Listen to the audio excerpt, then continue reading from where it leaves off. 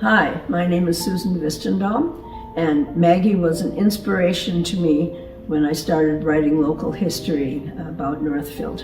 In 2007, I started writing a local column called Historic Happenings in the Entertainment Guide, and so I was doing a lot on local history.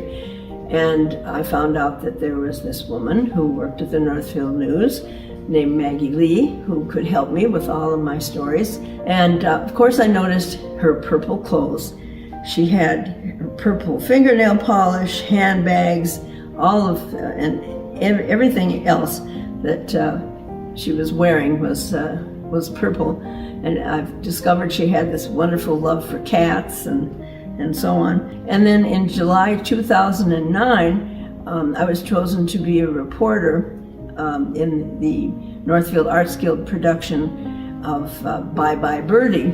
And I thought, I think I'm going to model myself as Maggie Lee and pretend to be Maggie Lee interviewing Conrad Birdie in this show.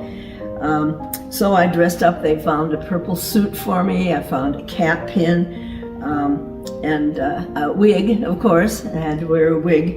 And so Maggie came to the show and we took pictures and the two of us, and she was just so thrilled and so pleased that we had an homage to her as if she were actually in the play.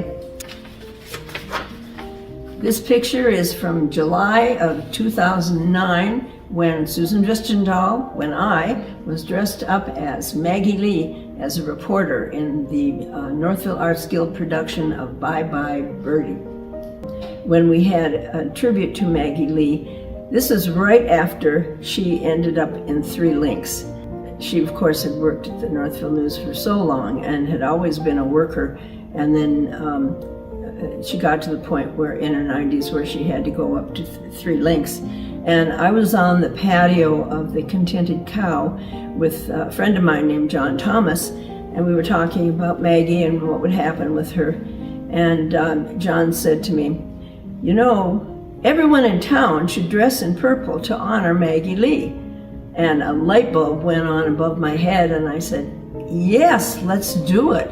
And so we organized that, Wear Purple for Maggie Lee Day.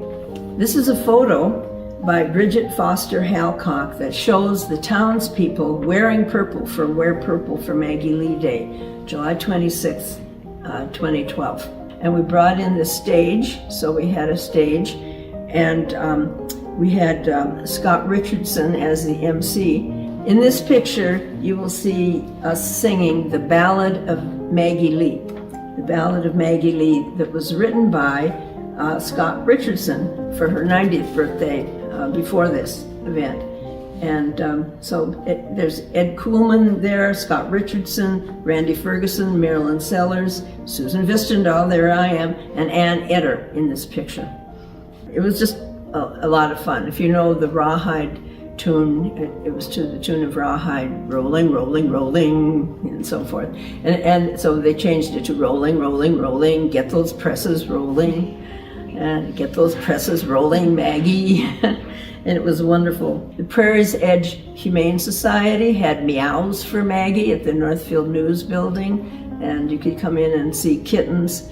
And the yarn shop provided purple yarn that you could make into bracelets if you liked. But everyone in town came down. Most everybody had some type of purple on to honor her. That was a wonderful time that we had for her, and people went up to see her at Three Links and let her know that we were honoring her in that way, and I think she was touched by that.